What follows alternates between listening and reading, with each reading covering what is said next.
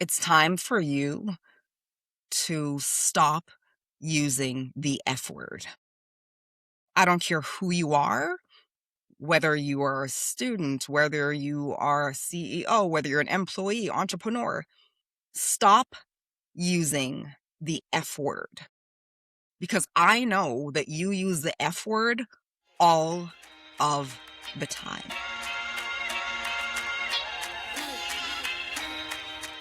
Welcome to With Karen D, the podcast, the place where we get real about one thing, and that one thing is this: good things do not come to those who wait. Good things come to those who go out and get it. If you have not already done so, make sure to make sure to subscribe to my podcast so you can get the notification every single time I drop a new episode. And just in case you haven't already, make sure to go back to the previous episodes where I talk about boundaries, which is a huge one, the real definition of confidence, how to show more confidence. I talk about so many things, so make sure to jump back and look at the other episodes. Now let's get to it. I want you to stop using the F word. So you might be saying to yourself, well, Karen, I don't swear. Karen, I never use profanity. My friend, I'm not talking about that F word. I'm talking about the F word, fear. What don't you want to do? What are you afraid of doing? And we all have those things. It is time for you to stop using that F word. There's actually two, in fact. I want you to stop using the word fear, and I want you to stop using the word failure.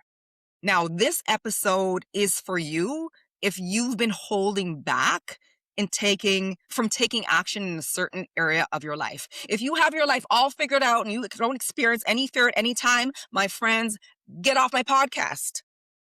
This episode is not for you. Now, we walk through life every single day, and the one guarantee, or one of the guarantees we have, is that things won't always go our way. We will at least once a day be challenged with something. And when we're challenged with something in that moment, whether it's social, professional, relational, we have to make a decision. And I believe it's fair to say that we've all been in a place or experienced it where fear has held us back from making a decision. We may have put it off until tomorrow or next week, or put it on, like, this is my thing. I'll put it on my to-do list. I still write down on pen and paper. So if you're listening, I just held up my pad of paper. I have a to-do list. And when I feel uncomfortable, sometimes I put it off until my to-do list for tomorrow. That's fear in action, right? If you have wanted to do something and your fear has got you down the path of thinking, well, crap, like, what if I fail? What if it doesn't work? What if I look stupid? That's fear in disguise as well, that fear of failure.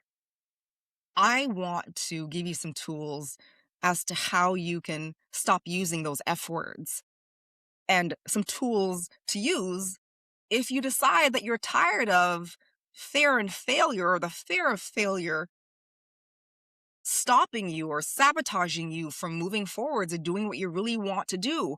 If you're done with it, I want you to keep listening. This is something I had to do with myself.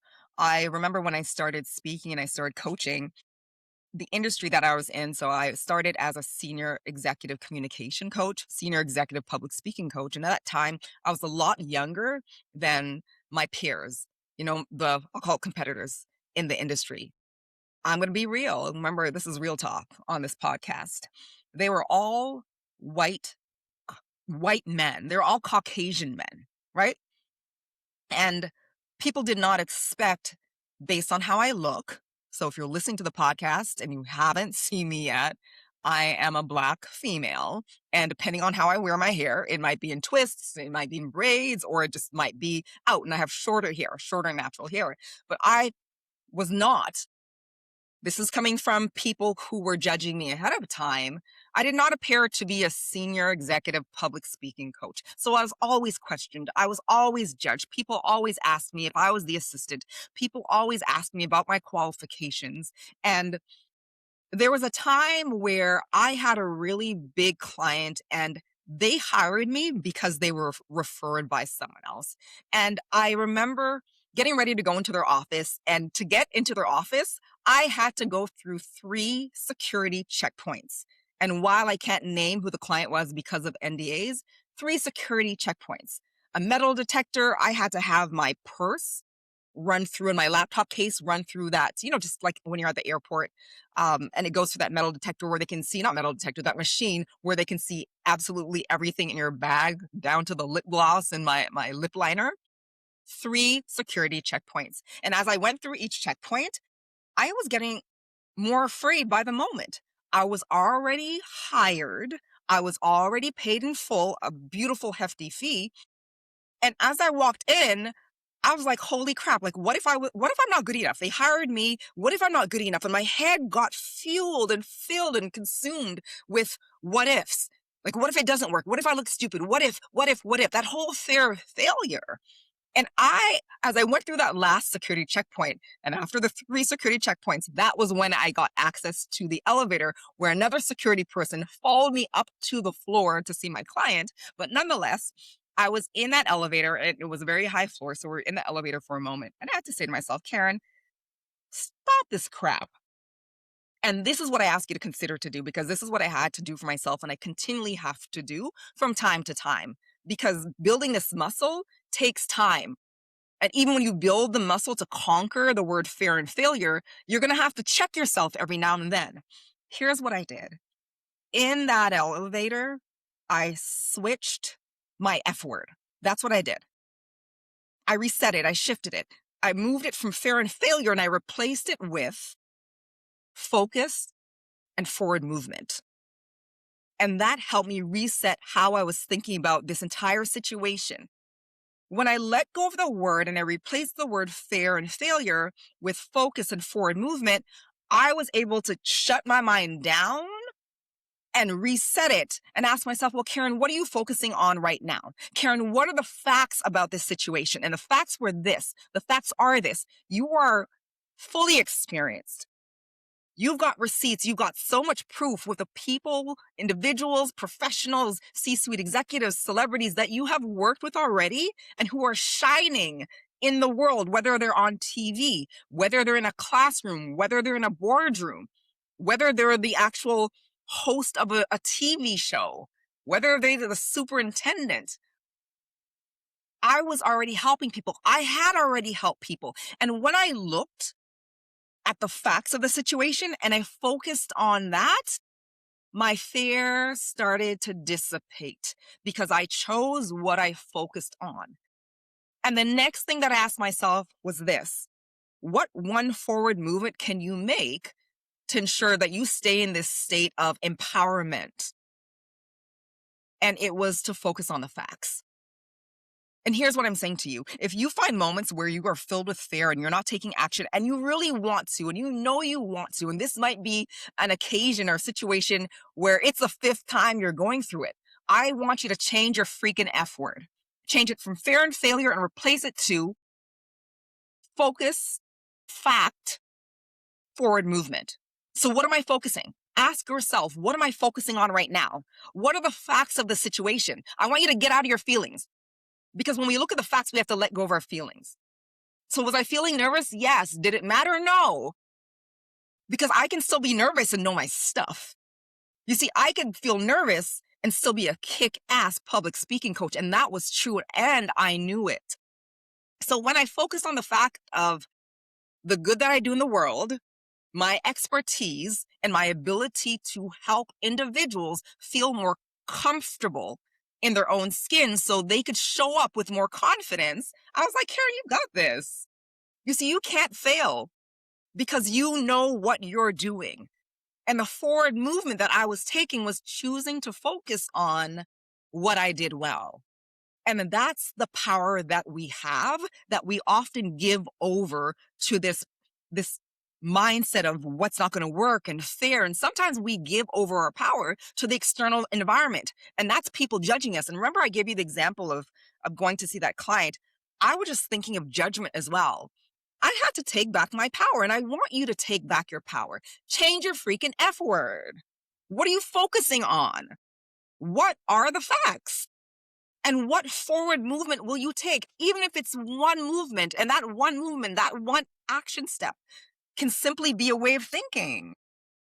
It can simply be you deciding to focus on what you do well. You know, society has really groomed us to fear a lot of things. Society has groomed us, and I won't even say just society, our school system, our family, where we would rather stay comfortable, although it's uncomfortable staying comfortable because we don't want to be there, but we'd rather be there than try something new out of fear of failure. Know that when you're trying something new, it will almost always never go 100% right. And if it does, freaking amazing. But most of the time it won't. And it's not just for you. If you're breathing oxygen, there is something that you'll experience. Failure is something that you'll experience. But it's always up to you to decide what you do with it. And on with Karen D, the podcast, the whole premise of this, the whole reason I created this was to truly remind people that good things do not come to those who wait. Good things come to those who go out and get it. So what are you going out to get? What are you pulling back on? What are you waiting for? If someone says no, okay, you've heard no before, and what had happened? Are you dead? Or are you still here? You have failed before. And what had happened? Are you dead? No, you're still here. Know that feeling fair or even failing does not determine what you can or cannot do. It's not that serious. It's only serious if we add meaning to it. You see, a concrete example. Back in the day, when I was starting on my journey of an entrepreneur, I worked for an organization called the Future Aces Foundation, and they provided leadership programs inside of high schools across Ontario. And I was one of their leadership facilitators. And I remember going to a school that I was sent to, and quote unquote, it was a tough school. And I love when they sent me to a tough school because I thought that was so mean and it was labeled. And I never walked in thinking, oh my God, this is a tough school. I loved it because what I know, when we deem things tough school, we're dealing with individuals who might be facing some things, some real hard life things. And I do not think it's fair to label it a tough school.